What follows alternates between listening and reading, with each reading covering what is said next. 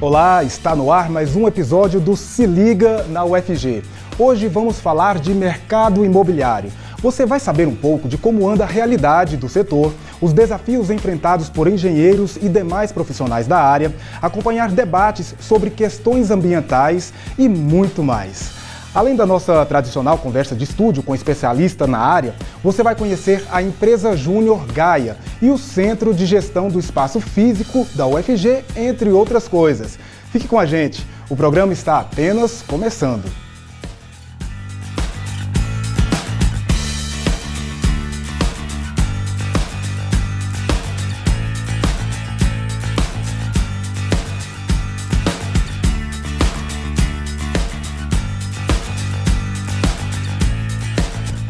A Universidade Federal de Goiás conta com um projeto chamado Gaia Consultoria Ambiental Júnior, uma empresa constituída e gerida unicamente por estudantes universitários dos cursos de Ciências Ambientais e Geografia e que presta serviços na área de consultoria ambiental. Confira.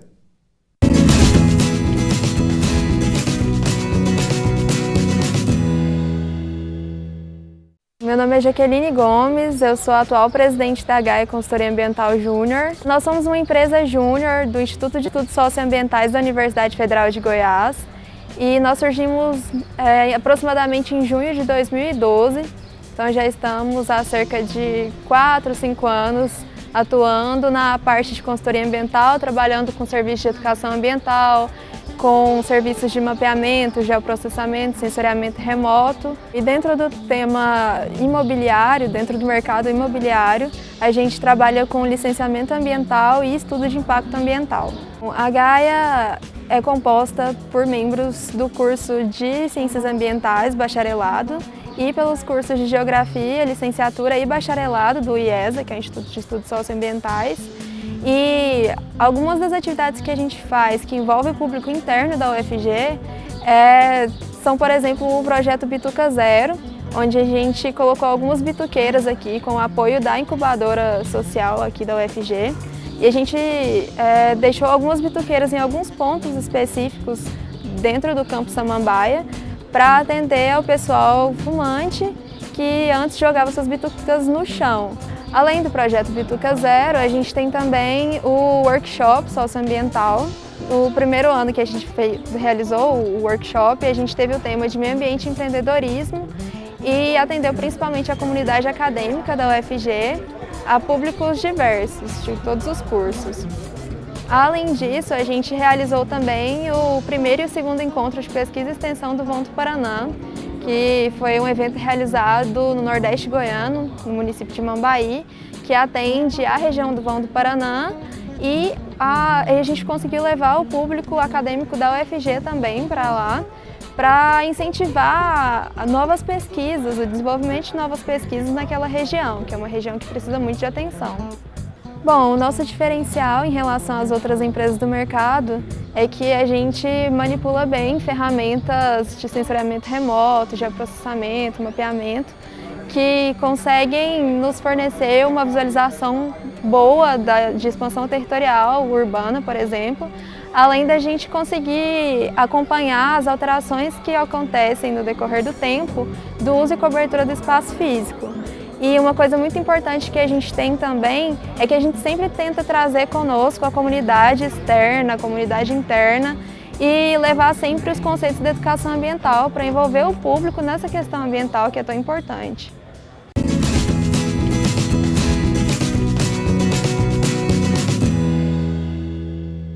O Se Liga na UFG vai agora para um rápido intervalo. Daqui a pouco estamos de volta para a nossa conversa de estúdio sobre o mercado imobiliário em Goiás e no Brasil.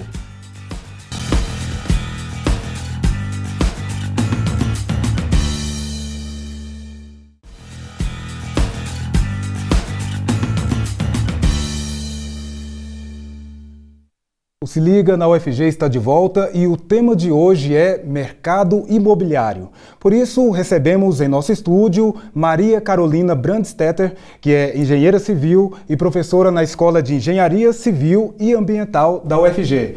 Professora, muito obrigado por sua presença. Obrigada a vocês pelo convite, um prazer estar aqui. Bom, para a gente começar, professora, qual é a realidade do mercado imobiliário hoje no Brasil e de que maneira o setor vem passando por essa crise econômica e política? Eu penso que existe uma dinâmica econômica do país que ela é o termômetro para o mercado imobiliário. Eu acho que nitidamente, assim, na última década, a gente enxerga dois grandes ciclos muito distintos para o mercado imobiliário. Então a gente tem um ciclo onde ele acompanhou, foi um reflexo dessa grande expansão, né, econômica do país, e depois a gente tem um ciclo muito distinto, com uma curva descendente ali muito notória. Nesse primeiro momento da expansão, você tem várias variáveis que contribuíram. Então, você tinha um nível de empregabilidade muito maior do cidadão, a gente tinha esse cidadão com uma renda muito maior, muito mais confiança. Então, você tem um crédito imobiliário melhor, com incremento de fontes de financiamento. Então, a gente tinha uma taxa de juros mais controlada. Todas essas variáveis permitiram que a gente tivesse uma expansão econômica muito maior. E o mercado reage a isso de uma maneira muito positiva.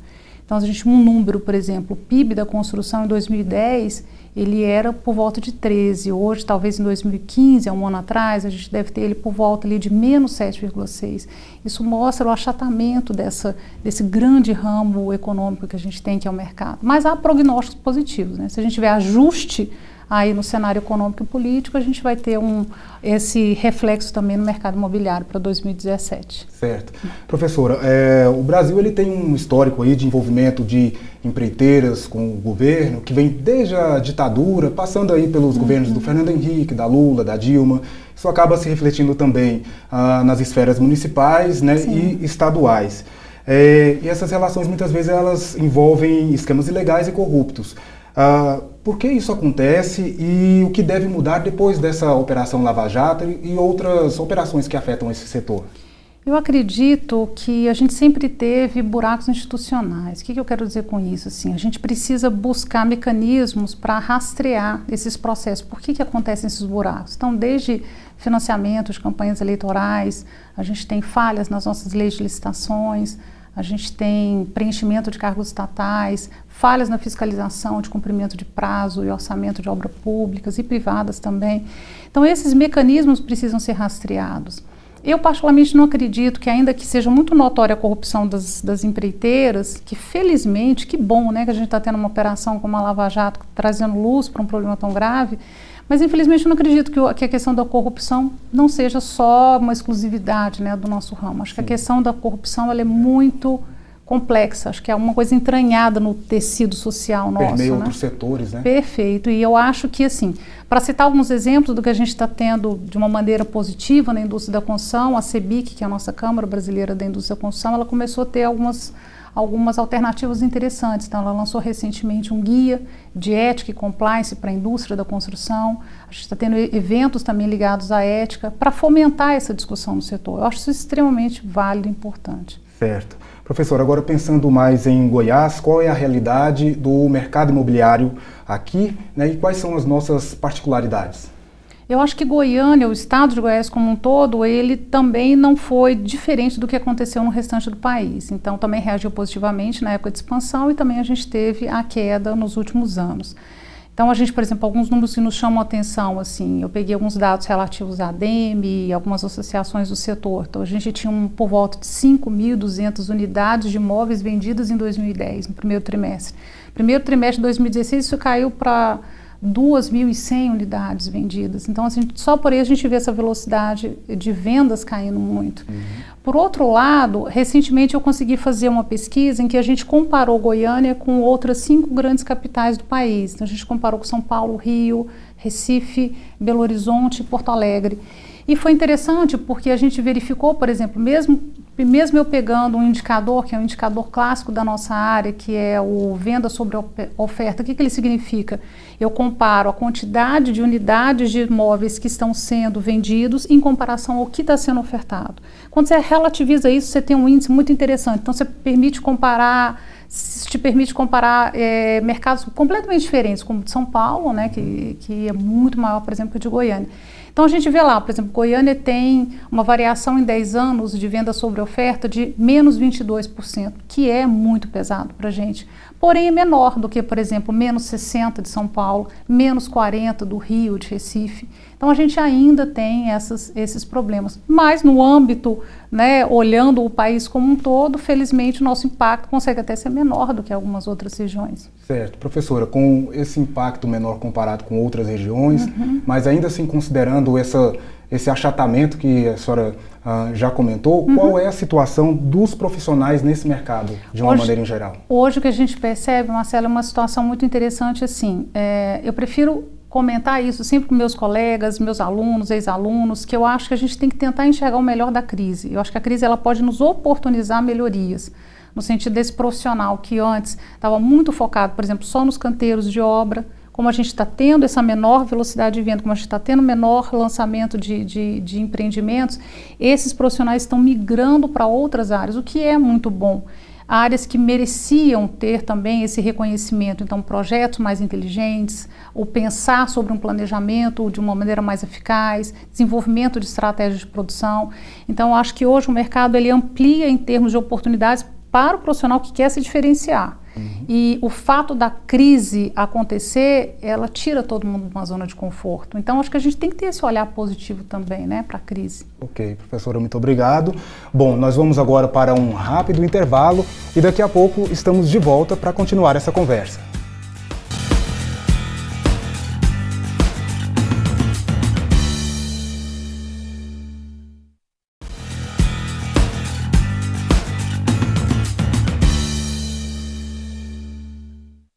Se Liga na UFG está de volta e continua falando sobre mercado imobiliário. Recebemos em nosso estúdio Maria Carolina Brandstetter, que é engenheira civil e professora da Escola de Engenharia Civil e Ambiental da UFG. Professora, no bloco passado nós falamos um pouco sobre a realidade brasileira e regional. Continuando a nossa conversa, eu queria que a senhora falasse sobre os grandes desafios do mercado imobiliário em Goiás e no Brasil. Eu acho que hoje a gente tem grandes desafios, sem sombra de dúvida. Passa muito pela ideia de algo que a gente já comentou, de tentar minimizar essa grande mancha que a gente tem dos envolvimentos mesmo, né, das questões de propinas, essas relações da corrupção. Acho que isso foi muito complicado. Passa por questões também mais específicas, como a própria questão da especulação imobiliária, os desafios que a gente tem em relação ao meio ambiente. Mas eu acredito hoje, particularmente, que um desafio que o profissional tem no mercado imobiliário é de romper com alguns paradigmas e algumas questões de comportamento que eu acho que são muito fortes ainda no profissional. A gente precisa aprender a planejar, a gente precisa aprender a controlar e ter disciplina. Se a gente tiver esses 3 grandes focos, eu acredito que o profissional pode desenvolver muito melhor um projeto mais inteligente, executar uma obra cumprindo custo, prazo, qualidade, sem sombra de dúvida. Certo. A senhora citou aí a especulação imobiliária, professora. Ela é um grande problema quando pensamos aí no mercado imobiliário? Sim, sob vários pontos de vista. Na verdade, a especulação está ligada a adquirir um terreno, né, um espaço em que eu ainda sem uso e mantê-lo durante algum tempo, esperando benefícios, né, de entorno para adquirir lucro posteriormente. O que acontece é que qualquer benefício de entorno, seja melhorando a infraestrutura de bairro, saneamento, água, energia, redes, né, de esgoto como um todo, transporte, claro que todo esse tipo de beneficiamento é sempre muito positivo, feito de maneira planejada. O problema é que as especulações muitas vezes geram como se fossem hiatos na nossa, como a gente fala, na nossa malha urbana, como se tivesse ilhas residenciais, bairros socialmente muito distintos. Então o que você tem? Você acaba tendo uma cidade crescendo de uma maneira muito desordenada. Isso é muito complicado. Tem como diminuir? Tem. Só que a gente vai estar lidando com uma esfera um pouquinho mais estrutural, muito mais sistêmica no nível de governo, né? Então, é citado, por exemplo, uma situação como uma sobretaxação de impostos, de terreno baldios, uma obrigatoriedade, por exemplo, de cercamento de lotes, para que a gente tenha minimização de risco à saúde e segurança do entorno. Então, é possível, mas é um problema. Certo. Falando agora em impacto ambiental, quando falamos nisso, no mercado imobiliário, de que maneira que o setor lida com esse tema?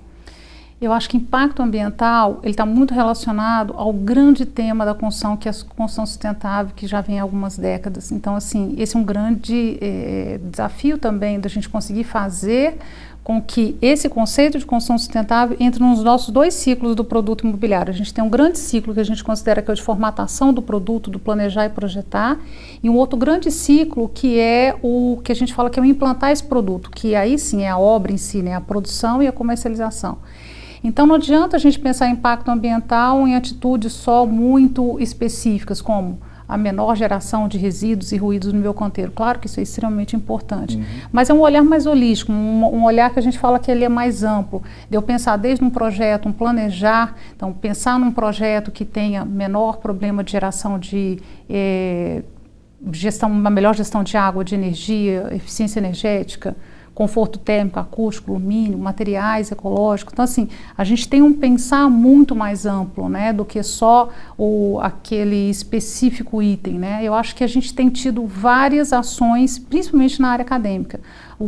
A grande parte das pesquisas acadêmicas tem acontecido com esse viés, de atuar ou em projeto, ou em planejamento, ou na obra propriamente dita, ou na área de manutenção e desempenho, sempre pensando nessa questão da minimização do impacto. Certo. Essa questão do impacto ambiental também se relaciona com o fato de um edifício que gera um fluxo muito grande de pessoas em uma determinada região? Com certeza. Na verdade, o impacto ambiental ele está relacionado a tudo. Por isso que a gente tem pesquisas que vão desde a área da questão urbanística, transporte e a construção propriamente dita. Então, eu tenho desde geração de material particulado, geração de resíduos perturbando os meus vizinhos, enfim, a construção é complexo, né, essa questão do impacto. Certo. Professora, e de que maneira a UFG lida com a relação, por exemplo, entre formar mão de obra qualificada para o mercado imobiliário, que provavelmente é uma demanda, inclusive, dos próprios alunos, né, e desenvolver pesquisas que, de fato, contribuam com a sociedade como um todo, sem necessariamente apenas atender às demandas das empresas privadas? A construção civil, classicamente, tradicionalmente, a gente sempre teve uma interação muito positiva com o mercado. Então, nós, por exemplo, na Escola de Engenharia, as nossas pesquisas são fortemente interligadas na área da construção, o Sinduscon, que é o Sindicato da Indústria da Construção, a Comunidade da Construção. A gente tem várias empresas, construtoras, incorporadoras, projetistas que trabalham e demandam essas pesquisas conosco. Isso é visto sempre de uma maneira muito positiva. Isso é um grande equilíbrio que a gente conseguiu alcançar ao longo de vários anos, porque a gente consegue instrumentalizar esse aluno com uma pesquisa fortemente aplicada, então ele consegue enxergar na prática o que é o impacto daquilo que ele está pesquisando, ele se instrumentaliza para ser um profissional antenado, né, com instrumentos modernos, e a gente consegue estar na fronteira do conhecimento. Então isso é muito positivo, porque a gente sempre vai priorizar uma pesquisa com qualidade, né? A busca dessa excelência científica é algo que sempre nos preocupa, né? Até como instituição UFG. Então isso é visto como positivo. É isso para mim que eu chamo de fronteira do conhecimento. Okay. Professora Maria Carolina, mais uma vez, muito obrigado por sua participação aqui no Se Liga na UFG. Obrigada a vocês. Bom, o Se Liga vai agora para o seu último intervalo e daqui a pouco estamos de volta. Fique com a gente.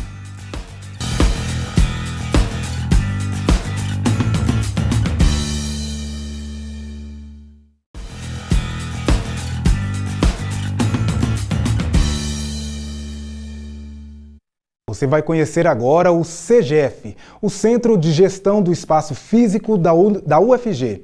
O órgão tem como objetivo planejar e gerir o espaço físico da universidade, como atividades de construção de prédio, manutenção, conservação, limpeza, segurança e muito mais. Confira!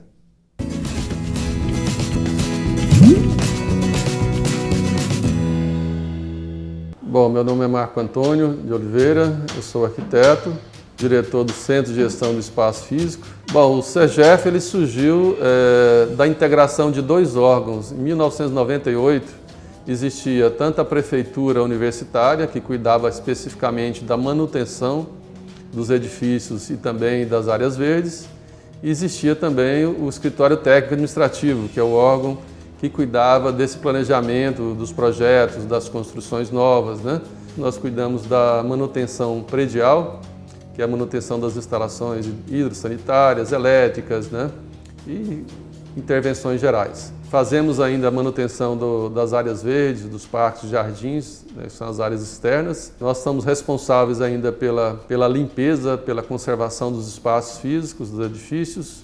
Somos responsáveis pela segurança de toda a instituição, né? Tanto da parte dos edifícios internos, quanto da parte externa.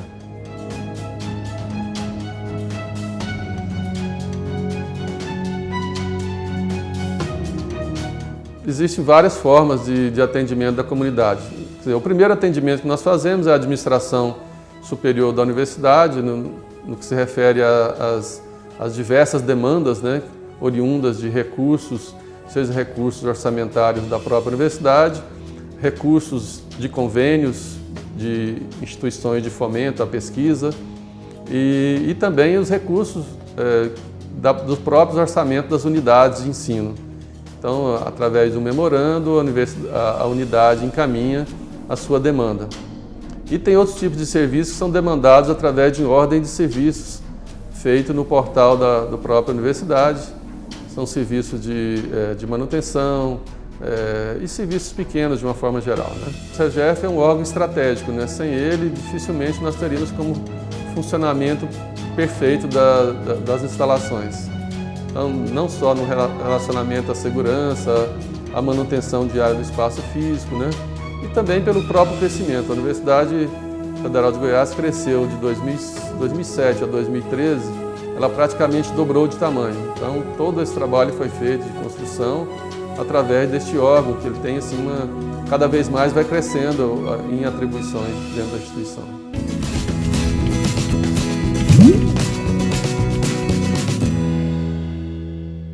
Você vai assistir agora mais um relato de história de vida que passa pela UFG, uma universidade feita por pessoas.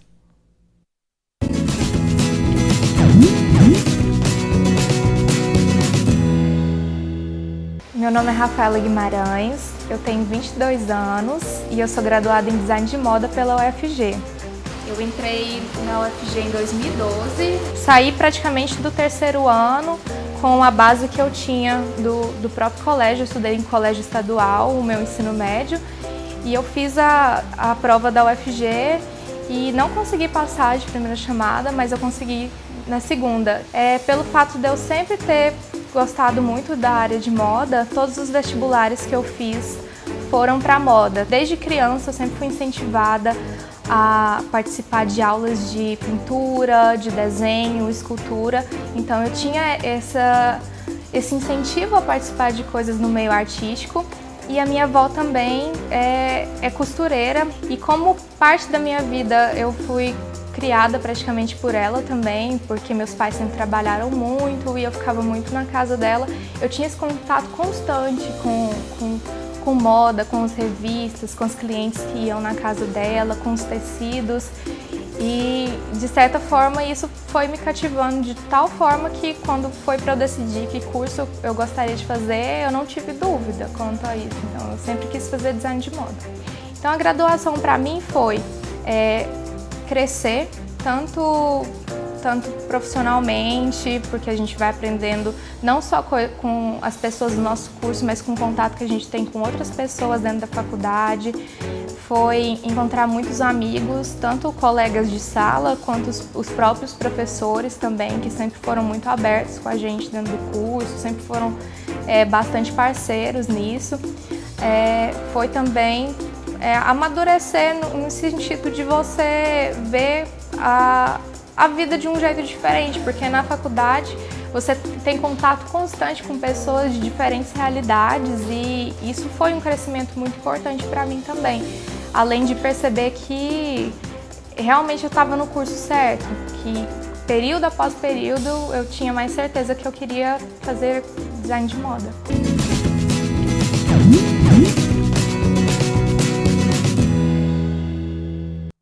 O Se Liga na UFG de hoje vai ficando por aqui, mas você pode acessar o site da TV UFG e continuar ligado na gente. No nosso site você assiste a todos os nossos episódios, tem acesso a outros programas, as nossas redes sociais, material exclusivo e muito mais.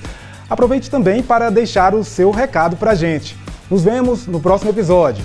Até lá!